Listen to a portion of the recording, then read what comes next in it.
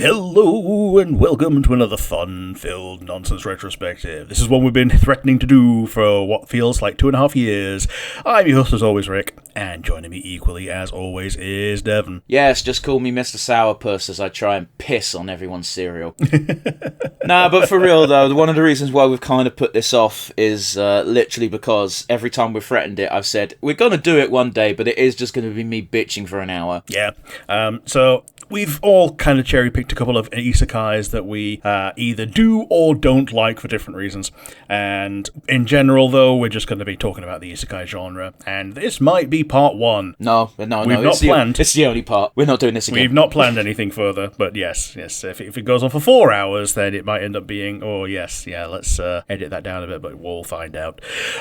However, one thing we used to do was the asinine hypotheticals. And there is a glaring one that if we passed over it, it would be a bit of a crime. And Devon pointed out to me yesterday that it's what isekai would you, as a person, as you are right now, be least murdered by going to? I love how I can tell Rick what the question should be, and then somehow he still butchers it to a terrible degree. Yeah, like it's a which one would you like to go to most? And then clarify that as you as a person, you don't get your bullshit superpower. I also want to point out, I didn't say what isekai, I said what world would you like to be isekai to. I didn't want to limit it to just isekai because that would suck. Oh shit, then I guess Star Wars. Well, yeah, but I also wanted to say hard mode, no Star Wars, because I know Rick's just going to pick that because he's a prick. Yeah.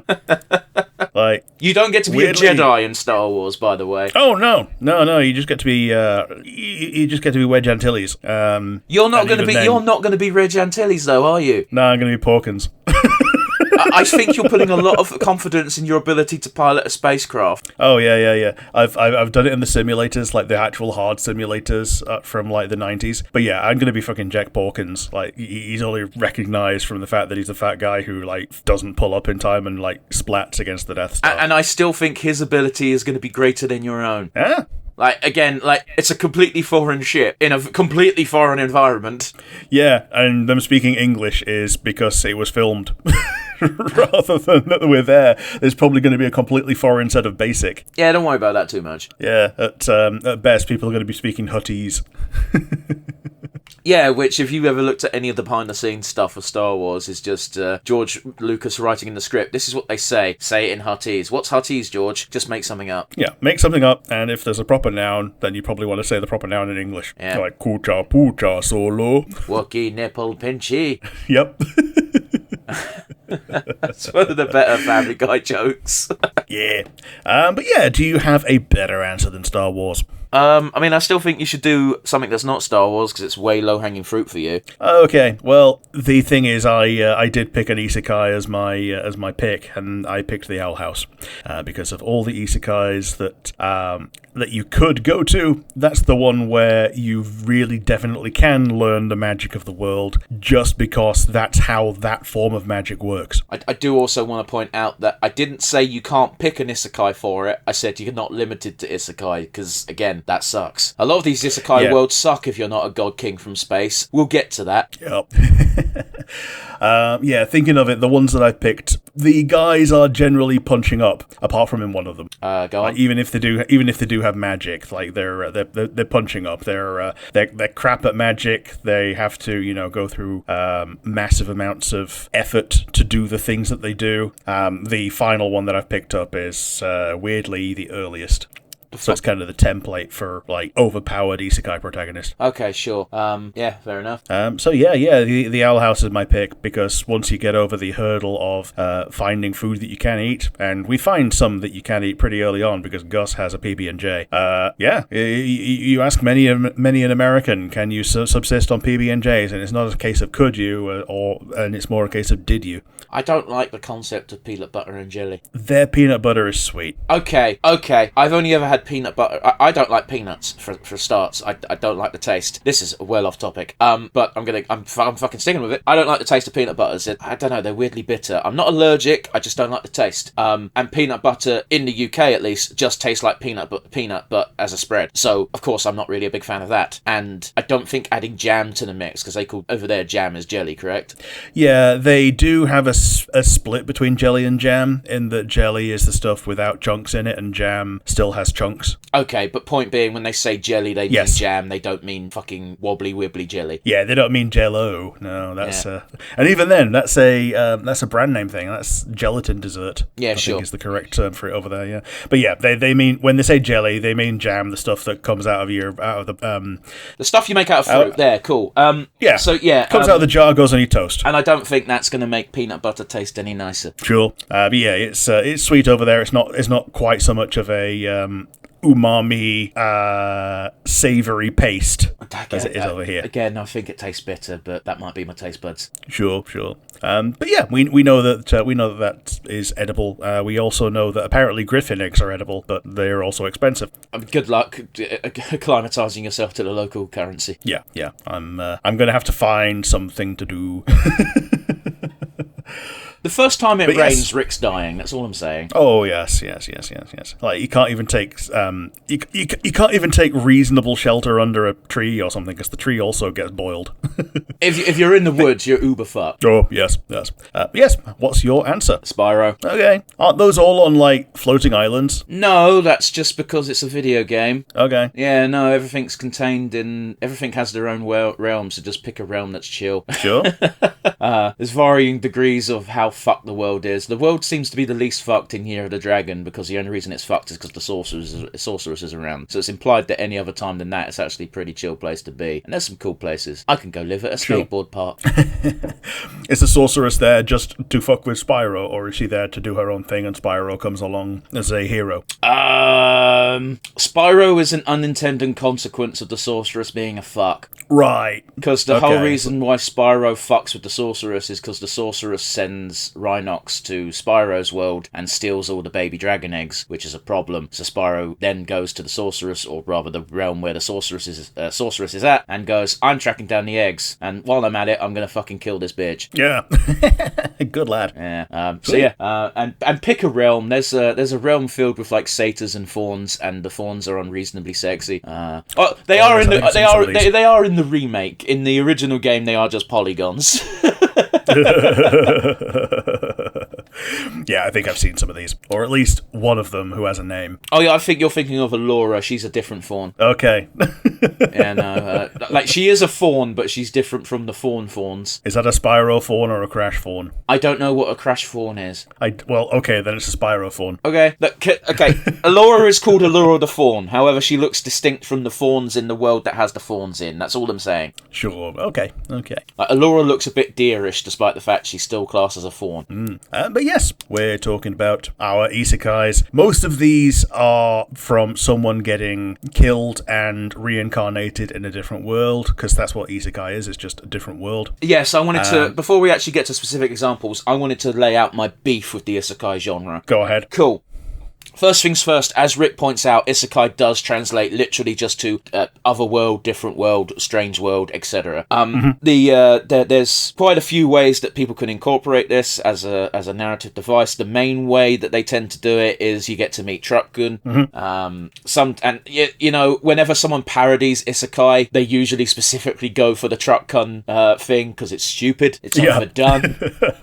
I love that comic where someone just like roundhouse kicks the truck, and then the truck just ends up in heaven and just has a big old question mark next to it, because Truck-kun is not meant to get isekai'd. This is true. Now I want to lay out the bare bones fact that I understand why the isekai genre is so popular. It's cool to have a bland, boring protagonist that you can very easily insert yourself over and be like, yes, I'm the Ubermensch in this world. I rule. I get to have a fun adventure and a harem of hot monster girls, one who may or may not be blood related to me, because Japan's sounds weird, but we'll get to that later. And yeah, I understand that this appeals to a lot of people. In fact, if you look at the main demographic, and this is going to be a weird one, Rick. The weird one is in the West, apparently it's 30-year-olds. In Japan itself, it's 45-year-old salarymen. And as soon as I read that, I was like, yeah, because it fucking sucks to be that. Yeah, it sucks to be both of those, but yes. So this is like the like you said, the core demographic. So it's weird that your regular anime watchers are not like in that bracket, but oh well.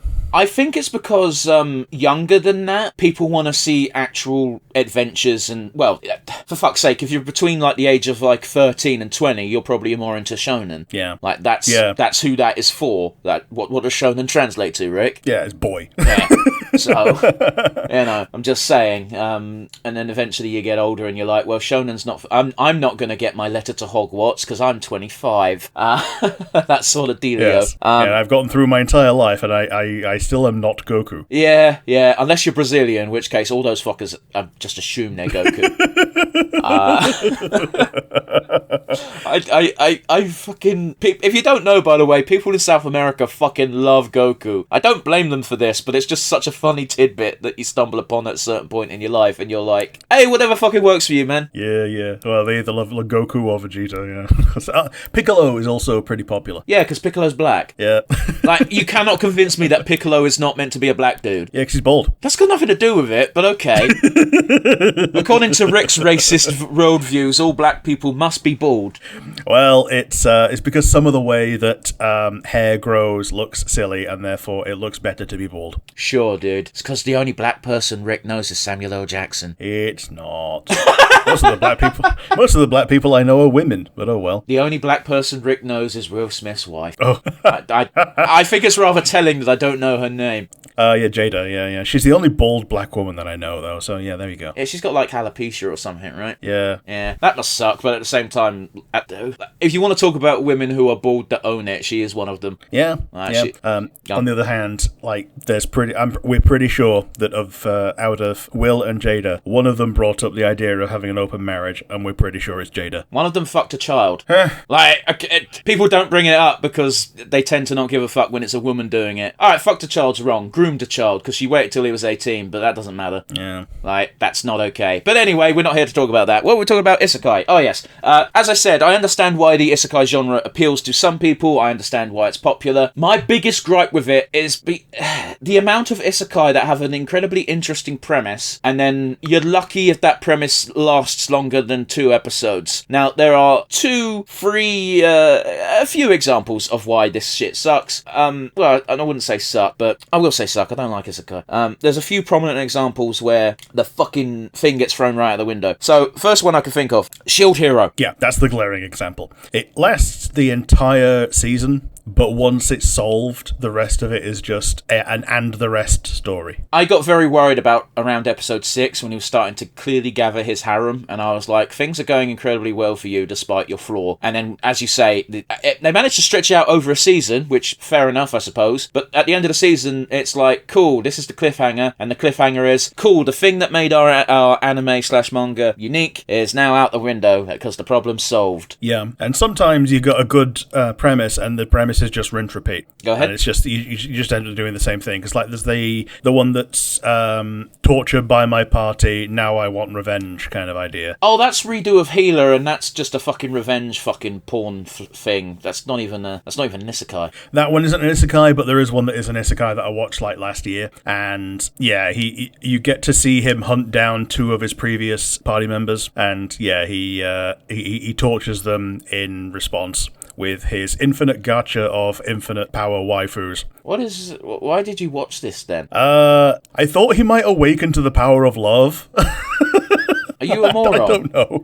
Oh, yeah. Like, I don't know. Some people behave differently when they encounter power. And, yeah, he essentially becomes a narrow target serial killer. And if it gets more seasons, he's going to go after the others. And are you going to watch these seasons? If I remember what it's called, maybe. That's the problem. The problem is you're watching it then. That's why it's getting more seasons, because people like you can't look away. But yeah, Shield Hero is really fucking rubbed me the wrong way, because it was such a cool premise of here's a hero. Like, it just happened to be an Isekai as well. Like, the Isekai wasn't the attractive aspect of it to me. It was like, here's a hero that can't do damage. That's a cool gimmick, and problem solved. Cool, awesome. The other one I wanted to talk about is one that I haven't watched, but I know you've watched extensively, and that is Slime. Oh, yeah. Slime restarted this week. Okay, so the issue I have with Slime is, again, I know this via osmosis rather than watching it, is I got reincarnated into another world as a slime. I have to come up with inventive ways to solve problems, etc., etc. Rick, how many episodes until he gets a human body? Like, it's more than a couple, but yeah, the being a slime stops being an issue very quickly as he just, like, feels his way around, eats a bunch of shit, and then gets their abilities. Rick, how long is it until he eats a God King from space or becomes a God King from space? I'm going to say 7. Oh, yeah, that's Veldora, and that's, like, episode 2. Yeah, okay, so you see what I mean when I say interesting premise, immediately shit-canned for power fantasy. And I don't care that you're watching a power fantasy, I care that you're hiding the power fantasy behind an actual interesting gimmick. Will the interesting gimmick be able to have multiple seasons and therefore be a big franchise? No, probably one season, but at least it'll be an interesting season. Yeah, I've been catching up on season 3 because I dropped it mid-season 3 for whatever reason in terms because of it's trash. Season 4, and there's so much episode of just conversations. I've also seen plenty of porn of the main character because for some reason they get a femboy body. Yeah, they get a femboy body. They eat a lady, and when they use her form at that age, they go, this feels like me perving over that lady. So they age her down to when it's a don't know what, like a pre-puberty version of the same person but with blue hair. Why you gotta be weird, Japan? Yeah. Okay, this is my form now. Anyway, because before that, he's not eating a human. I don't want the details. It's fine. Like the broad strokes of here's the initial gimmick, immediately shit canned because he's a God King from space now. Yep. Which is like not when you read a thing that says I got reincarnated as a slime, you're like, oh cool, that's gonna be a challenge. This will be a fun like 10-chapter manga series. Oh, this is not what I was promised, sir. Yeah. There's the one that I thought was gonna be just a rip off of Slime was Spider. See, I've also seen snippets from this, and where like again that's another example where 3 episodes in it shit cans its own gimmick. Yeah, because the spider gets powerful. The actual interesting thing in that one is that when it cuts to a bunch of humans, turns out that is like many years in the future, and the spider things is a few years in the past. And when the two gangs meet is when the spider is already ridiculously powerful. This is also the one where, depending on whose point of view it's currently from, the spider changes what it looks like, right? Because to people who like the spider, it's a cutesy little girl, but when it's people who want to do harm, it's a giant Shelob-like monster. Oh yes, absolutely. Yeah. Until the spider figures out how to digivolve into Arukenimon, and then she looks like Arukenimon from then on. Yes, I also like Quailag. Yes. I forgot Quailag. And the other example I wanted to specifically point to bad isekai is we had a mini conversation about this literally last night, Rick, where you said, "Oh, you watched this knowing it was going to be bad," and I was like, "No, I didn't. I generally thought it was going to be a fun concept," and immediately shit canned again. In Another World with my smartphone is like, cool. I'm sent to a fantasy world. All I've got is my smartphone, assumedly with infinite charge. And first fucking episode, the guy gets hit by a truck. He meets God, and God goes, "I'm going to make your phone make you God in this world." It's like, cool. Episode 3, he makes a gun. Yeah. So he goes, well, God gives him an option of, well, you can take whatever you like. And he goes, well, can I have my phone? And he goes, okay, I'm going to give it infinite charge. And also, because I feel bad, I'm going to give you S rank in all of your stats, including magic. You're going to be able to learn any magic in the world. And you're going to have no weaknesses. And then he gets a coat that's meant to be a cursed item that it makes it so that you're immune to your own element and like ridiculously weak to all others, but he's got all elements, so fuck it. It's a god item for him for like 2 gold. I didn't even know. Didn't even remember half the shit you just said. So I'm just going to assume you're not making it up and it's correct. I just remember it being trash, and I watched all 12 fucking episodes. Yeah, and he just goes through the world marrying all of his waifus. He didn't marry anyone. He does later on. Okay, maybe I watched season 1 because guess what? When I don't like something, I don't keep watching it. Unlike some of us. I don't hate it, but I appreciate that it's slop. I am a slop eater. That's not something to be proud of. The first isekai that I watched, knowing that it was an isekai though, is Familiar of Zero no Tsukaima. This is the one where the original author of the light novel passed away after the final episodes were out. This is done by Noboru Yamaguchi, but the final volumes of the light novel were ghostwritten with his blessing. I'm never okay with that. Like, it's with his blessing and like with I with understand him being able to that, and that's up to them. They're allowed to do what they like. Doesn't mean I have to like it. It's one of the reasons why I don't really read Berserk anymore, because it's not Miura behind the helm, because that's impossible. And I know there are some people who are like, well, you're stupid for thinking that way, and that's fine. You're allowed that opinion as well. I don't care for it. Yeah. The difference between that is that he was still alive while these were being produced, so he was able to, guide the plot lines, as opposed to, with the non-Miura Berserk and the Toyotaru version of Dragon Ball. I mean, I appreciate you don't know anything about Berserk, Rick, but Miura has literally gave the guy who took over for him the notes for this is how the story ends. Like, he has the framework, he just needs to write it and get it drawn and whatnot. Like, I'm not denying that. Everyone's allowed their own personal opinions on the matter, and if you wish to entrust your work to someone after you're gone because you suspect you won't be able to see it through, more power to you. Doesn't mean I have to care. For this one, the isekai person is summoned rather than reincarnated. So it's Disney Twisted Wonderland. Pretty much. But he's summoned as a familiar, where you're normally meant to get like a cow or a toad or something. It's not normal for it to be a human. Your familiar's not meant to talk back to you, but the girl that summons him is pretty much the archetypal tsundere with pink hair, and she abuses him non-stop, and every other girl treats him nicer because they see how much of a shit she's being to him, and wouldn't you know it, he starts wagging his tail for every other girl in the world. But they do eventually, properly fall in love and like have their weddings, a quote-unquote wedding scene where he knocks her unconscious because he knows that she would follow him into battle for what he thinks is a suicide mission, and he survives, so they have a season 3. How's that a wedding scene?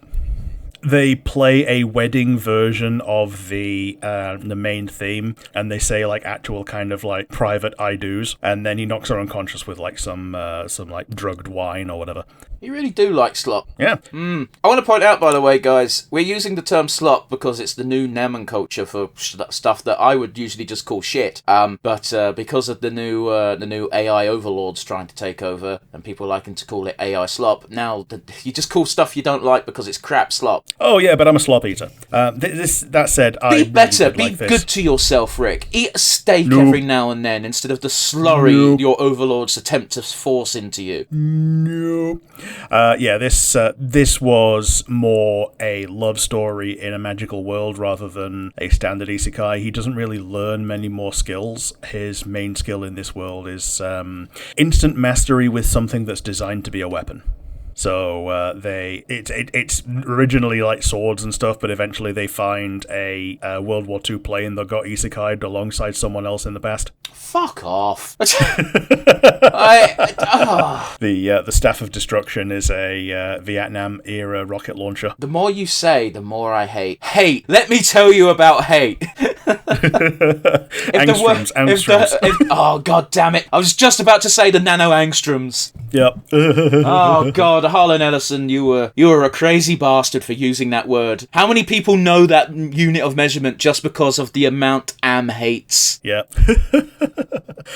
It does actually end with them finding a way back to his home world, and he gets to bring Louise with him as well. And essentially, you fill in the blanks for how she's going to have the same experience that he does, but in reverse. And I think that's also a pretty cute concept if there's like a sequel to it, but like there's never going to be. But yeah, that's the first first isekai that I watched knowing that it was an isekai. I mean, totally valid. Do you want to talk about an isekai that we've both watched? Yeah. Let's, this is also one made in Japan. It's a reverse isekai. What are you talking about? No, I was gonna bring up Overlord. Oh yeah, okay. I was going to say Sonic X. No. See, I thought we could talk about the proper traditional isekai first, and then we could move on to the weirder shit. Yeah.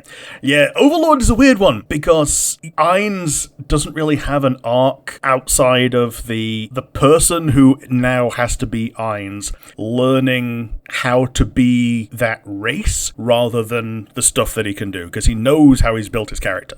Overlord is something that I have an issue with in the sense that it could have just not been an isekai. Yeah. In fact, I'd argue that as soon as season 1 is over, the isekai elements have fucked off. Yeah, the only thing he does is sometimes you get a bit of an internal monologue, and then you get the that blue thing that happens to him when his emotions are suppressed. So in season 2 specifically is what I'm thinking of, because it just sort of stops being about Ainz being isekai'd in this weird... it's not even the video game world, because it's like he's trapped inside the video game world of... Nazareth? The Great Tomb of Nazareth is the... Nazareth is where Jesus built as a guild from, wasn't it? Yeah, Nazareth is where Jesus was from. Nazareth is his tomb. Yeah, and that kind of gets teleported as a whole into this other world that he's not technically familiar with, but it's got all the Yggdrasil. rules. The game is called Yggdrasil. Yes, but the world itself isn't. Yeah, the world is not. And it's only chunks that get teleported as well. So, like, he's got his tomb that got teleported, and other people have been teleported there in the past. And one of the only reasons why this has got a bit of a saving grace in my eyes is from episode 1 he's overpowered bullshit, and they never hide that fact. Yeah. The thing that made me interested in this was when he showed up in Isekai Quartet and like all of his minions react to him in different ways, and that's kind of what's funny. I mean, Demiurge is the funniest one. Yeah, of course he is. He's the funniest one in the show as well. Yeah. Oh my god, Ainz, what a magnificent plan. Cuts to Ainz's inner monologue. I did not think of any of that. Yeah, he's come to the idea of just say a couple of things and just prompt Demiurge to go, are you on the same page? Have you caught up yet? And then Demiurge goes, Subarashi!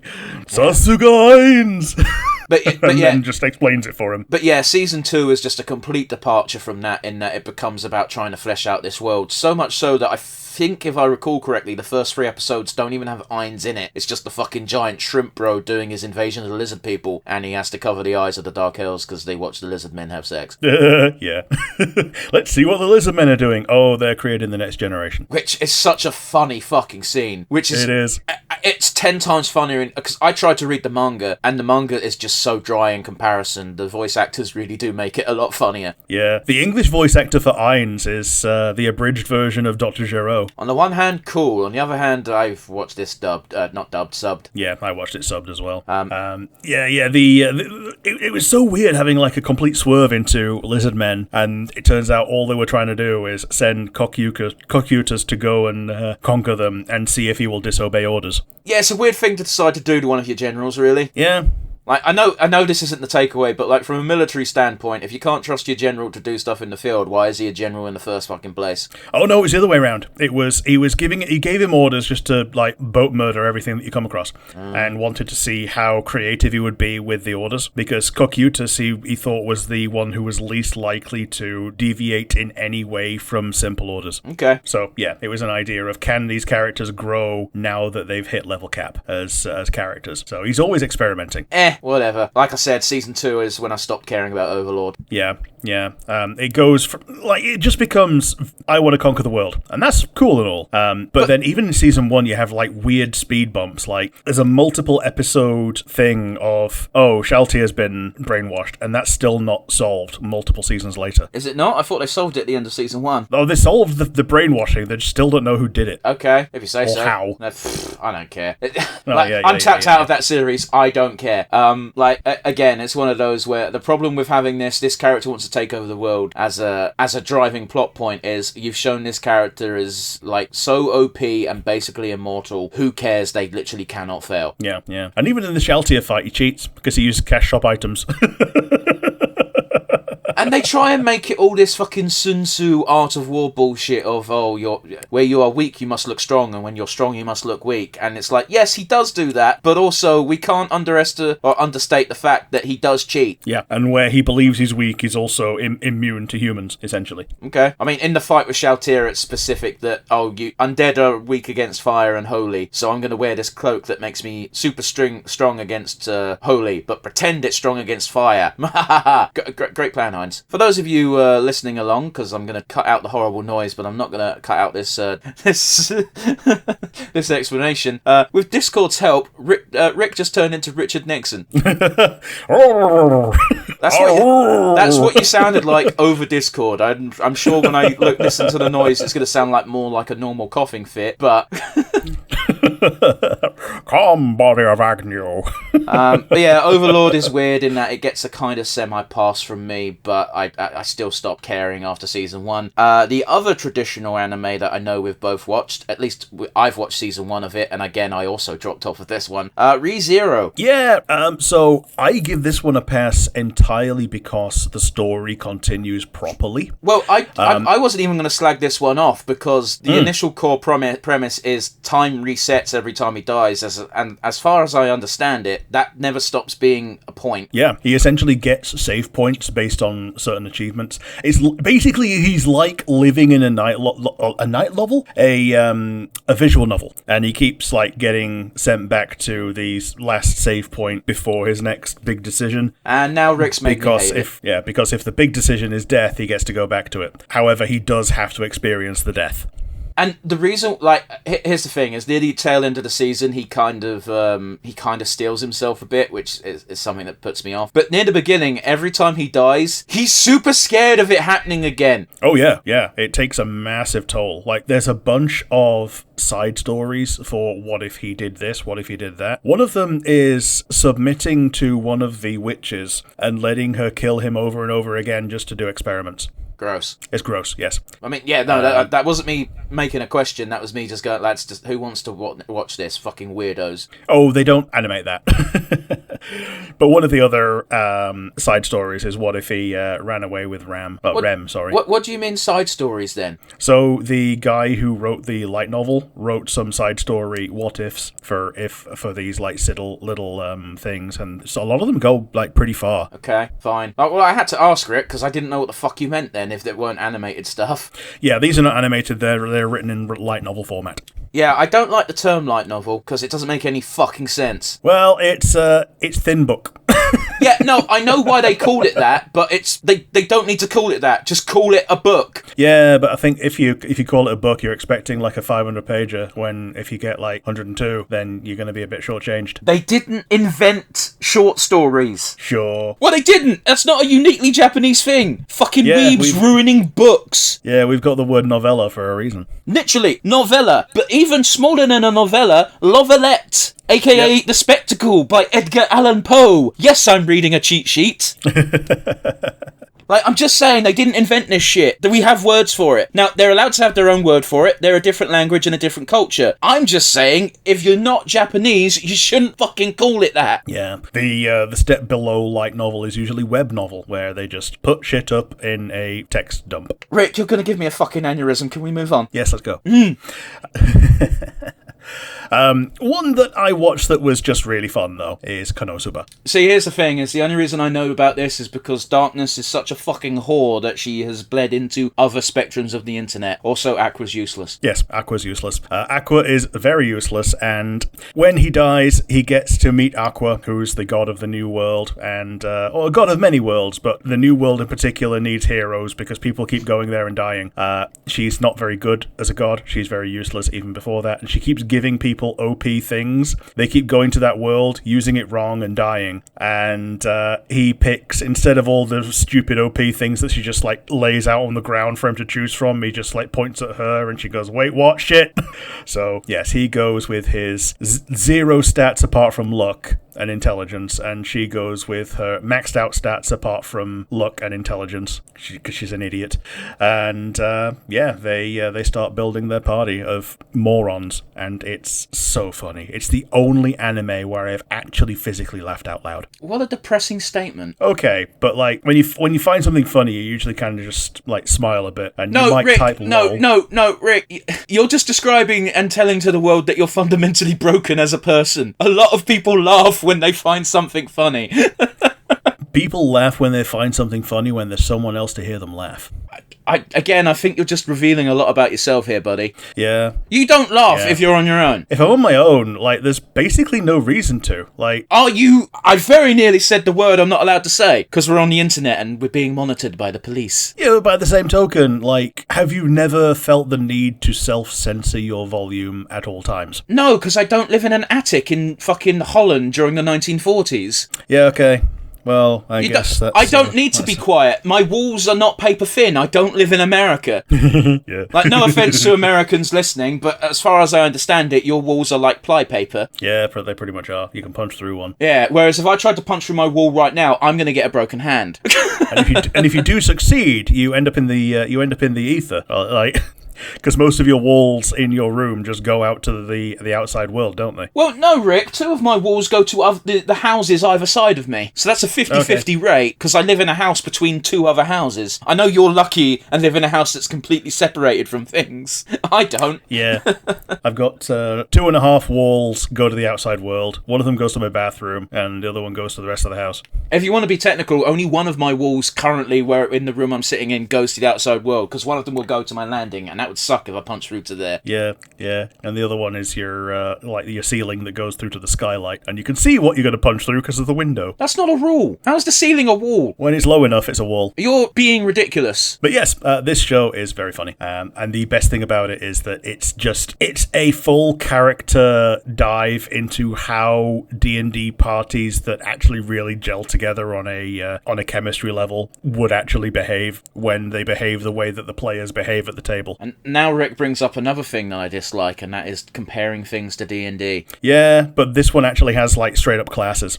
Okay, again, doesn't mean that I'm giving it a pass. What if instead of being a well-crafted narrative, Pirates of the Caribbean is just the tale of a rogue getting really lucky on their dice rolls in D&D, and it's like, oh, cool, what if stories didn't exist? Okay, but these have classes and stats. I don't care. It's still like, oh, cool, what if instead of having a story in front of us, it's just a D&D game being played, and all the players are perverts, and that's why the characters act that way. Awesome story. Yeah, well, okay.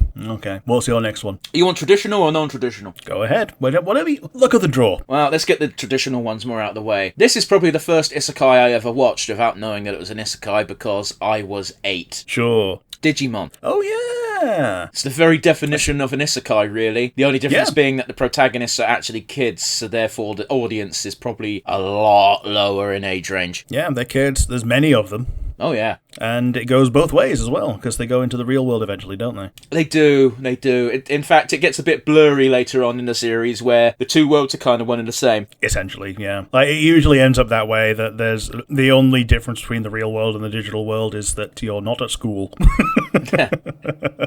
But I didn't watch much of the first season of Digimon. I watched quite a lot of the second season. The first one that I actually watched, in order, was season 3. That's when I actually just came to Digimon and kind of backported the other 2 seasons. And then it took so long for season 4 to come out that I stopped caring. No one watches season 4 and beyond. Like, weirdly, I hear that season 4 is the most adventurous because the kids don't get partners, they become the Digimon. Yeah, and that sucks as a concept, and whoever came up with it needs to be shot. Yeah, it raises the stakes, but it means that you don't have additional characters that are the Digimon that they can talk to and have fun with. Yeah, I liked original Digimon because it was just like, hey, here you are in this new world. Also, by the way, there's a giant bug. It will eat you. So yeah, use your Agumon. Your Agumon probably has a fire attack that probably kills the bug. They didn't have that in the first episode. They were all in training forms. Oh, yeah. They're like, we need to run. That giant bug will eat us. I don't believe you. Giant bug appears. Ah, Agumon! And then it did the fire. And then for some reason, arbitrarily, they all decided to stay in their Wookiee forms and never devolve further, except for Gatomon that gets to be a champion. And don't get me started on how confusing that was as a child. Yeah. A champion that looks like a rookie, and once she loses her tail ring, behaves like a rookie. Well.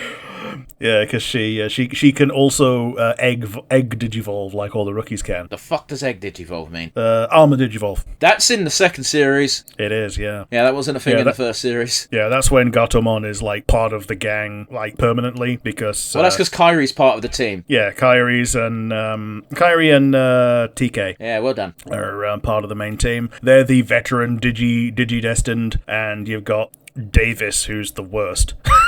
Yeah, but but here's the thing, though. Veemon's cool. Veemon's cool. Davis is not. But he's got the fire hoodie. Yeah.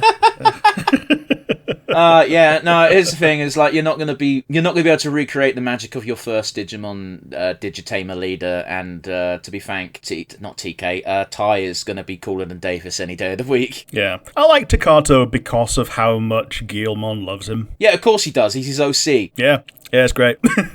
Can you tell me he was voiced by fucking Ogren? Steve Bloom, yeah. It's voiced by Steve Bloom, yeah. Fucking weird world. Anyway, Digimon's an isekai. Love it or hate it, that's just the truth. The only other traditional one I was going to mention, but I'm just going to gloss over it because I still haven't watched it, despite saying the fact I would, and that was Disney Twisted Wonderland is also an isekai, really. Oh yes, it very much is, and it feels like it doesn't need to be, because we've got our main character who only exists in the anime version because this was also a mobile game. Yeah, but he exists in the anime version because they needed the protagonist from the mobile game to have a physical representation. Yeah.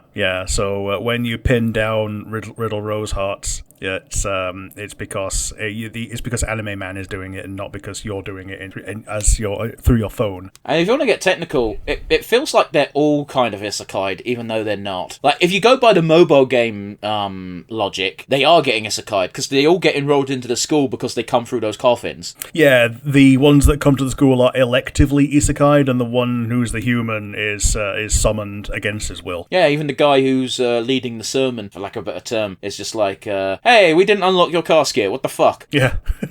We didn't roll you on the gacha. Why? What is this? Where's your $2.99, sir? And some. I just pulled a number out my ass. Yeah. That one was... It felt fun to begin with, and yeah, we've not proceeded with it, but it had interesting ways to, like, the joy of that anime episode was trying to marry up who is this and who are they meant to be in the regular Disney canon, what are they representing. Apparently the one from Agrabah is actually the Sultan and not Jafar. Bollocks. And then there's a Jafar as well, so the leader of that house is the Sultan, who is just a fucking idiot. Okay. But yeah. Obviously, you got the one that's Ursula with also having Flotsam and Jetsam. Yeah, that was a choice. But yeah, we're not going to dive too deep into that because let's move along slightly to some non-traditional isekai in the sense that they're not Japanese, unless you've got more Japanese ones you want to talk about. Well, the last one was the reverse isekai. We did the episode on this. We titled it. It's a reverse isekai. Sonic X. The funny thing is, Rick, I don't count this as Japanese, even though it is. Yeah. Yeah, because Sonic is, like, fundamentally... He just feels more American than Japanese, doesn't he? Because he scoffs down chili dogs. Yeah, and he has Michael Jackson shoes. Well, yeah, that's because Michael Jackson had a hard-on for Sonic, but they don't want you to remember that. Yeah. Like, he did the OST for Sonic 3, and then if you get new Sonic 3, they have that removed. They probably just didn't want to pay for it anymore as well, even despite the atrocities, allegedly. And the death. Who cares about the death? You don't just remove something because someone died. Yeah, but, like, I guess they would have to pay the estate. Well, yeah, tends to be how things go. Yeah. But yeah, all of the Sonic characters get isekai'd at the same time because Eggman does something stupid in Sonic World, and it blows everyone up. And instead of blowing them up, they all get isekai'd. And then it becomes freaking Monster of the Week. But the stupidest thing is that freaking cousin that the rich folk family have that wants to beat Sonic in a race with his car. And the funniest thing about that is if he went up to Sonic and just went, "Can I have a race with you?" Sonic would just say yes. Yeah, but he has to, like pretend to be like the police's secret speed weapon to get a race on the sly. But he's still in his car, so he's not the fastest man in the world. He's a guy driving a car the fastest. Oh yeah. So your logic is like he thinks he should have Usain Bolt's 100-meter record because he can drive fast. Yeah. Oh, goodness. I was going to say, technically speaking, you can call a lot of Sonic things Isekai, because a shocking amount of backstories have Eggman revealing that he wasn't always on Sonic World. Yeah. The good one recently as well, Sonic Frontiers. Everyone gets isekai'd into a computer simulation and he has to fight his way out. It doesn't feel that way, but it's very obvious that like something is wrong. Yeah, I don't play Sonic games, man. Yeah, it's fine. And my last like super traditional isekai is Mushoku Tensei. Never heard of it. This is the grandfather of isekai. Oh, so crap then. Gotcha. Yeah, like the original one was like 2012. For the novel, and like it goes back super far, but the tropes are essentially unbuilt for modern isekai until this, and the idea is that it's a guy who gets sent back to basically birth. Well, not even basically, he gets sent back to birth after being a 34-year-old neat. Hold the fucking phone here. It's not an isekai if he just time travels. No, he gets isekai'd into the freshly born body of a child. Well, that's dumb. In the new world, and that's weirdly, dumb. You're dumb. Yeah, so if this came out when it was new, people would have hated it. But because other isekai slop has happened since then, like this came out as an anime after smartphone. Them slowing it down and actually going through the phases of the guy's life actually is like it's a really nice change of pace, because it goes into a lot more detail of like when he was like 6 and when he was 10 and whatever. The squeaky thing. What's the gimmick? He learns magic, well, basically because he's a person who knows what being a person is. He's able to get a head start on the real simple things like reading and talking and writing and stuff. Okay, so the gimmick is he gets to be... It's just a generic fantasy setting. Yeah, he New Game Pluses in a fantasy setting and finds out that if you work hard at learning magic, you can do it. But he also, because he's training this from a young age... He's like training he's giving himself mana, strength, stamina training all the way from being like 2. Whereas no one else tries that until they're like 15 and do magic for the first time. Okay. So he's not actually that strong in magic. He just knows a few things and has a lot of reserves. I feel like you think that my issue of Isekai is being overpowered. I feel like you get burnt out on it just being power fantasies. Well, that's part of it. The other part is interesting gimmick goes away in 2 episodes. I don't think the gimmick that you just described is interesting. That's just a thing people have thought about since time immemorial. Oh man, what if I could go back to being a child with all the information I have now? Wouldn't that be sweet? It's not an interesting gimmick. Everyone has had that thought. Yeah. The difference being that he's in a completely different world, so the rules are all different. The squicky thing is that because he still has the brain of a 34-year-old man when he's reborn, when he gets to be old enough to, start having thoughts and like preferences, he ends up lusting after his teacher, who is a lady who is perpetually looks like a 16-year-old. Yeah, that's because it's Japan, Rick. You just need to take this. You just need to take this L. Japanese people and Japanese media, specifically anime, is always going to be weird about young girls. Yeah, so that's his first love, and he ends up with 3 wives. One of them is like the childhood friend. The other one is the childhood friend who hits him, and the third one is the cute witch who never gets older. Let's loop around to another fucking thing that I hate, and that is fucking harem anime and harem manga. Like, the only exception to this rule is Love Hina was kind of funny the first time, but then you realise that the tropes suck, and To Love Ru is kind of interesting, but then they go to Love Ru Darkness, where they proper start making a harem, and it sucks. Harems suck, and I guess that's one of the reasons why Isekai kind of irks me, is because they always branch out into, well, it's a male power fantasy, so of course he's got to get with every single woman. Yeah, I get you. Like it would feel better if part of the love story was an actual love story. It's part of why I kind of respect Zero no Tsukaima, because while he does lust after other characters, as soon as he locks in, he's faithful. Yeah, but the gimmick for that was already trash. Yeah. Oh well. But yeah, what other unconventional ones are you going to think about? Well, I'm saying unconventional. I'm saying unconventional because if I bring any of this up to one of those anime people, and you know the ones that go, I only watch anime, Western animation is trash. They'll be like, well, that's not really an isekai. It's like, well, isekai just means other world, so yes, it is. But Jesus, I remember, it feels like this movie's 10 years old. I never watched it. I remember watching the trailers where our mutual friend, who is one of these people who thinks that animation that's not anime is trash, so hopefully that narrows it down as to who I'm talking about, Rick. We watched a trailer for this film where it's a guy who gets teleported to a world where the Beatles never existed, so he becomes the Beatles. And I went, oh, that's going to be an interesting gimmick for all of 20 minutes. To which my friend then just went, oh my god, he got isekai'd. And I went, oh my god, he did! Yeah. There's that fucking one with, not Trigger. Oh, yeah. From Good night, sweetheart. Good Night, Sweetheart. That's the one. That's not isekai, that's time travel. That's time travel. However, what he does do is he does the same thing. He goes and he goes to a pub and starts playing a Beatles song. He starts playing like the Penny Lane song, and people don't get it because they don't give a fuck. Yeah, but here's the difference. That's time travel. The Beatles weren't born yet. Whereas in the movie I described, it's a world where it's the 80s and the Beatles never happened. It's not even the 80s. It's modern day because Ed Sheeran shows up in the trailer and tries to convince him to change "Hey Jude" to "Hey Dude." Oh boy. Yeah. Which Dude. I'm not a fan of Ed Sheeran as a musician because it's not my type of music. But that's a funny joke. It is a bit, yeah. But yeah, if you want to talk about something that's kind of like another world, but can also might be time travel, technically I think you could say Life on Mars is an isekai.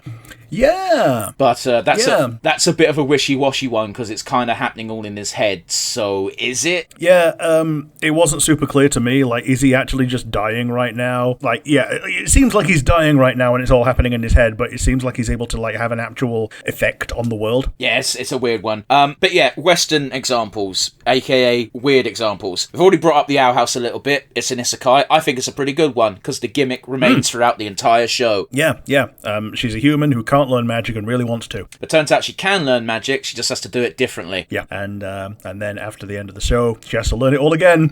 Yeah, because the glyphs all change because it's a different person providing the magic. And yeah, the reason why the native beings can do magic is they've got a bile sac on their heart. Their biology lets them do it, meaning Luz is always going to have a different moveset to everyone else. Yeah, unless she's in some kind of enhanced state, like having string bean or being Titan loose. I was going to say, she does get straight up god powers for 5 seconds. Yeah. And Amity looks good doing it. And Amity kicks herself because it's like, wait, furry lose? When? Why? Oh, I missed it. Let's talk about a weirdly more grounded example, though, because just across the way is another isekai produced by Disney as well, but a bit more gritty, shall we say, a bit less power fantasy until like the last 5 episodes where they go Super Saiyan. Let's talk about Amphibia. Yeah, the big deal is that almost every spoken person, like sentient person, is some kind of amphibian, and almost everything to eat is plant matter or bugs. Well, yeah, because the frog ain't going to take down an eagle. Nope. Although they do find out how to eat tomatoes, because tomatoes are a massive predator in that world. Yeah. Amphibia is a death world. Oh yes, it is. It's awful. Do not go there. Unless you're lucky and you're Marcy, because she gets so pampered by landing in Newtopia. Yeah, absolutely. It's so fucking wild because we don't actually meet Marcy and see what she's been up to until season 2. And in season 1, we've got both Sasha and Dan, and it's like, this shit sucks so fucking hard. Sasha's in prison and doesn't have a shoe. If it weren't for Grime being curious, Sasha would still be in prison. If it wasn't for Grime existing, I would be a lot more interesting to see what actually happened with Sasha. Yeah, because she would, like, at best, have been imprisoned anyway. And it's like she was only able to, like, talk her way through Grime because Grime has his own... Well, he's got a lot more about him than most Toads. Again, most Toads I don't think would have given Sasha the time of day so much as been like, what the fuck are you? Like, the Toads are stupid. They are. Like, Grime... The reason why Grime is a successful military general and a military man in that world is because he's not a complete buffoon. And like I believe he manages to evade capture from not Olivia, that's the wrong one, Yunan. Yeah, General Yunan, yeah. Completely by accident, because he's just being a lazy shit at that time. Oh, yeah. Yeah, he's a bit of a belly scratcher at that point, isn't he? It's very funny, though. Yeah. But yeah, it's an interesting take on the Isekai phenomenon, shall we say. And I don't know, maybe... I think the problem's the romance element as well with a lot of these Isekai, the traditional ones, because, as you say, there's no real romance in those so much as, because we're stroking the male fucking power fantasy trip, we need to have every woman just fall heads over heels over the main character. You don't really get that in Western animation. No, especially because they tend to be based around a teenage lead, and they don't want the unfortunate implications. Oh yeah, because none of the Japanese characters are teenage males. Yeah, so the difference with Luce is that you get to see this love story happening in real time. Yeah, I was gonna more point to Amphibia, where there's no romance subplot around the main characters. Like what romance do we see? Yunan and Olivia kind of happens, but it's very much off screen. Yeah, pretty much. And doesn't Hot Pop go a bit googly-eyed for one of the girls? Oh no, yeah, sorry, yeah, my bad. We get Sprig and his paramour from the town, the one with the red hair and the. Did you just get suddenly teleported to the 1500s? Paramour. Yeah, his paramour. His girlfriend. childhood friend. Yeah, his girlfriend eventually, but like the episode where she's properly introduced just ends with, "You just fell in love with him, didn't you just fell in love with her, didn't you?" And she goes, "Yeah, I just fell in love with her," as she's walking away. I mean, they do end in the flash forward. They are together, going off on adventures after looking at Anne's statue. Yeah, they are. And Polly has legs now. Yeah, well, Polly's had legs for ages. Yeah, but now she's got Sprig's body shape. Yeah, she's got a torso. Yeah. A torso that's not a head. Yeah, that's a better way of describing it. It sounded like you were going to say something, so I shut up. No. I was doing the same. And the other thing is that the periphery romance is very definitely one made by the fans. It's the Anne, Sasha, Marcy throuple. Well, it's one of those where I've got a lot of respect for creators who are like, we don't want to make a main romance for our main characters because it's not the point of the show. However, you as fans, we've left it open enough for you guys to just go nuts. It's one of the reasons why Gooseworks actually put out a tweet or a whatever the fuck called Blue Sky things recently, saying that the show isn't about ships and romance, which I don't know if they could have made that any more fucking clear anyway if you just watch the damn thing. Yeah. With a full stop followed by, however, if people want to ship things, go nuts. Followed 2 hours later by a follow-up tweet by, man, people can't fucking read.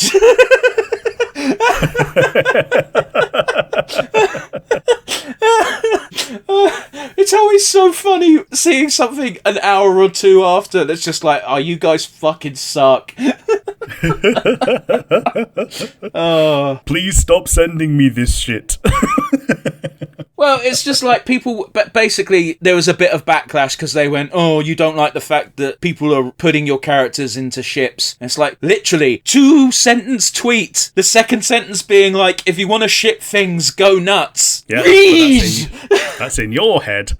Yeah, it's in your head, not the world. Oh, fuck me. I appreciate stories where romance is left open-ended, where romance is not the point. However, there's clearly things that if you wanted to connect dots, you could, but it's not canon. That's a great middle ground, in my opinion. Yeah, like one of the characters accidentally gives another one bedroom eyes because the animators just were bad at that moment. Is on the weaker end of it.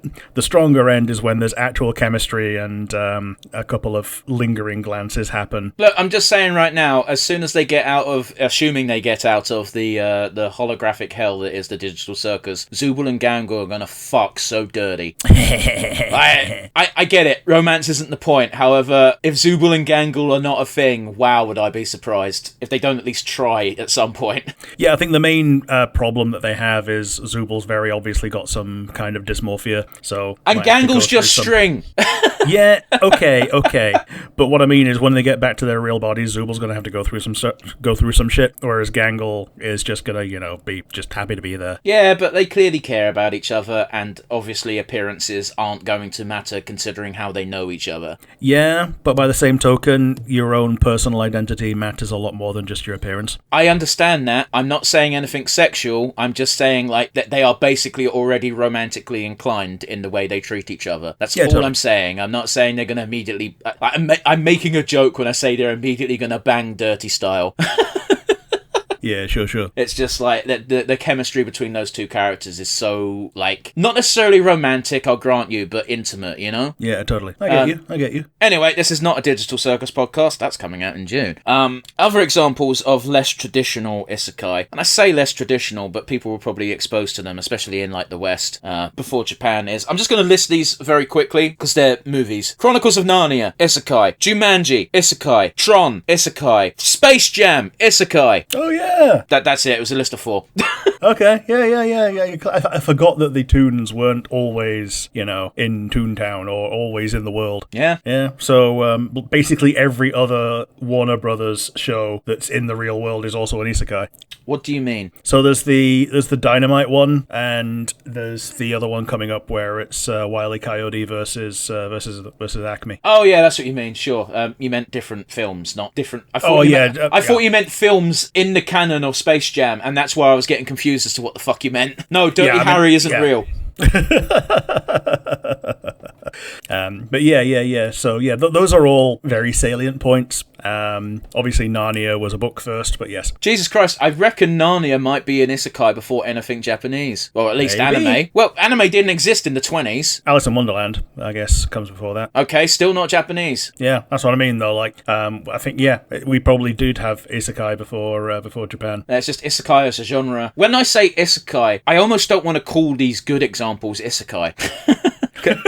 No, but do you know what I mean? No, because isekai brings up such a visceral reaction from me where I'm immediately like, cool, how long before it gets shit? Because if it's more than 2 episodes, kudos, that's a record. Yep. Yeah, you need the 3-episode rule for isekai to see if it's worth watching.